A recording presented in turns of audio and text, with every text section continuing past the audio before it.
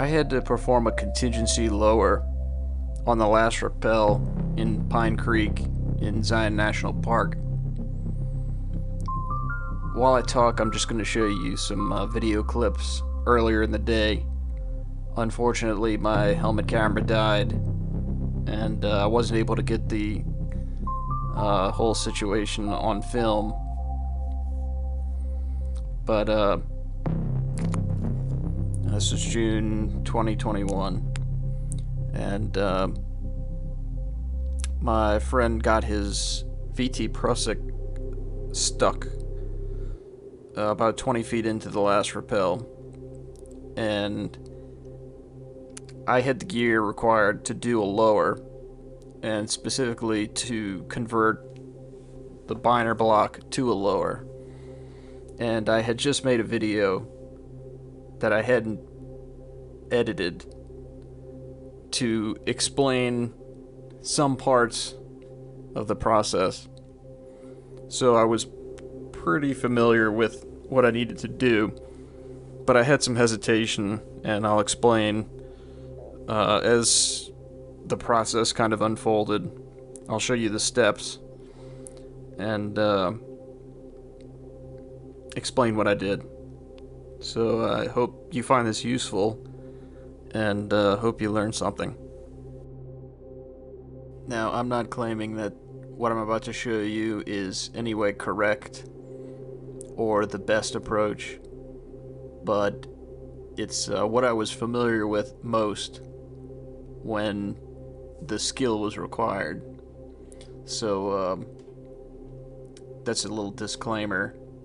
I'll try to show you what I would do having gotten home and had a chance to kind of research different approaches.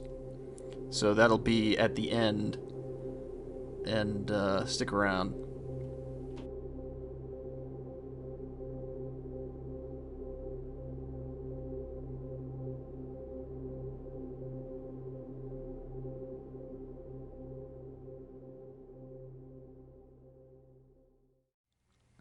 The last rappel is a 100-foot rappel.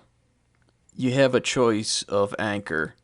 You can either anchor off of the large boulder that's in the watercourse, or you can climb up the sandstone, and about 20 yards down canyon is another anchor.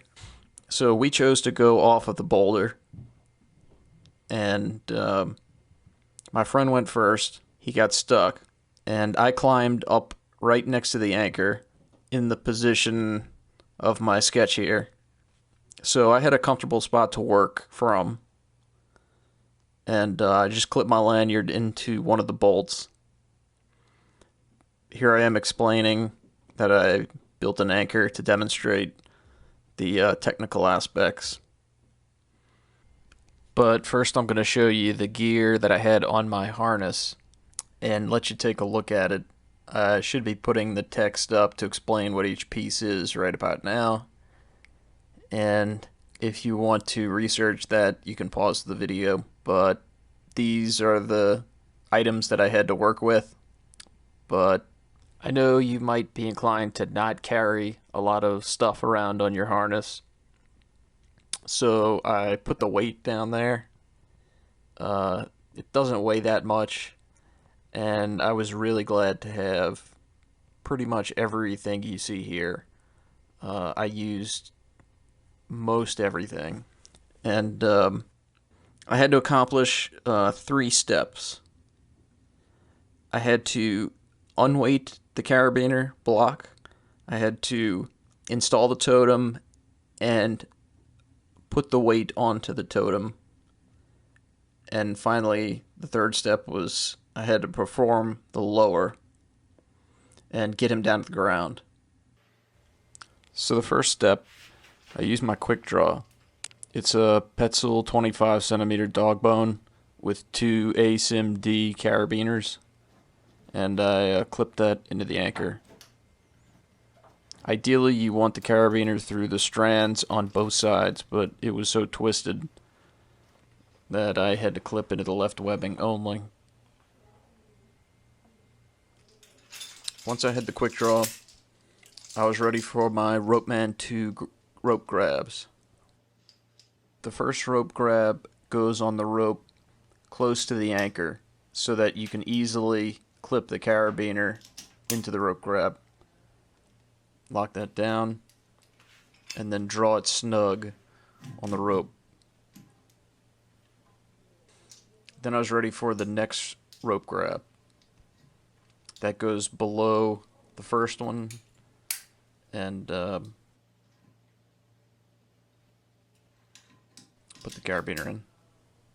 So I had my pulley with me, which I got lucky as I had left it behind on the previous trip. And that goes on the bottom carabiner. So what you're looking at now is a basic 3-to-1 using the bag side of the rope. And I shouted to the rest of the guys to haul, and they pulled. And as they pulled, I made sure that I was tending the upper rope grab and keeping it tensioned. Notice as the hauling happens, the carabiner is moving away from the anchor, which is the slack that we need to remove the binder block and replace it with the totem block. I want to point out that the angle here was pretty close to how it was in the canyon, but there was one huge difference. In the canyon, the rope had to go around the boulder so that the 3 guys in my group could haul.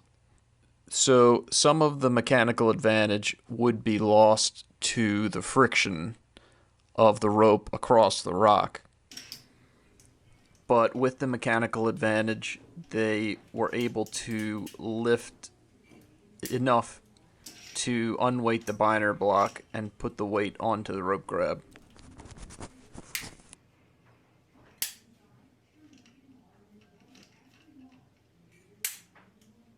So now we've arrived at step 2, which is to transfer the weight to the totem and take the weight off of the rope grab. If you aren't familiar with the totem, it's a multi-purpose rappel and anchoring device, and I was taught to use it for this purpose to do a lower. So if you're interested in the totem, you can find other people on YouTube who teach it much better than me, or you could take an instructional course like I did. At this point I was stuck. All the weight is on the rope grab, and the totem needs to be tight against the quick link. So there's a couple of inches of slack that need to be released. And I wasn't too sure if the totem could be pulled in line in the 3-to-1 that I used earlier. I guess it is. It seems like it in testing is pretty secure, but I had never seen that done, and so in the heat of the moment I was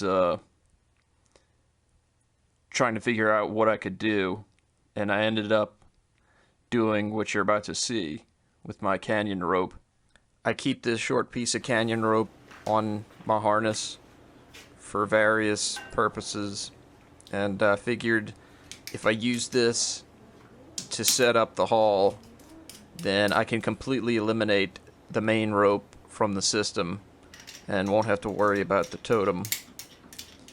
So I clipped this piece of rope into the lower rope grab and set up a pulley on a sling and turned it into a 1-to-1 redirect so that the rope going around the side of the boulder would be pulling in the right direction.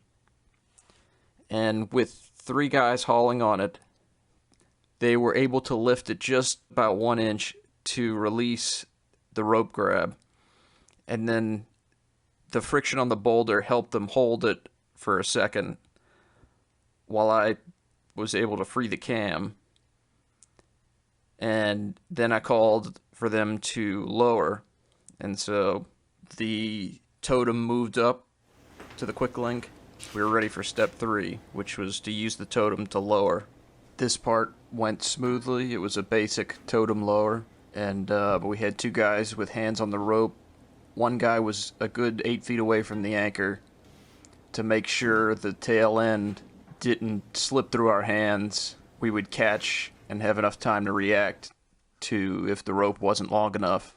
But yeah, we lowered him the remaining 60 or 70 feet of the rappel, and everything went smoothly.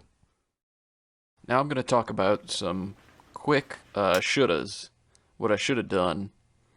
And the first is I should have put mechanical advantage at the stage 2. And I could have easily done this and provided a 2-to-1 redirect by clipping the rope to the anchor, running it down to the lower rope grab, and then up through the pulley.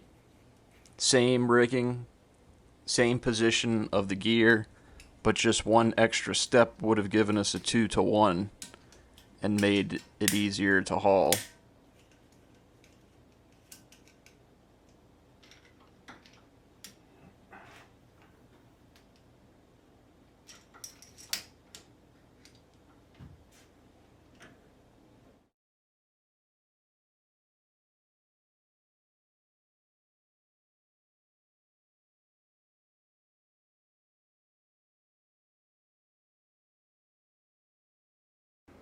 The second improvement I could have made is using a VT Prussik instead of a rope grab. A rope grab cannot be removed under load, but a VT Prussik can. You want to use a rope grab wherever there's a temporary load. The rope grab was great in the lower position, but in the upper position, a VT Prussik would have been better. You can see here I'm releasing it under load.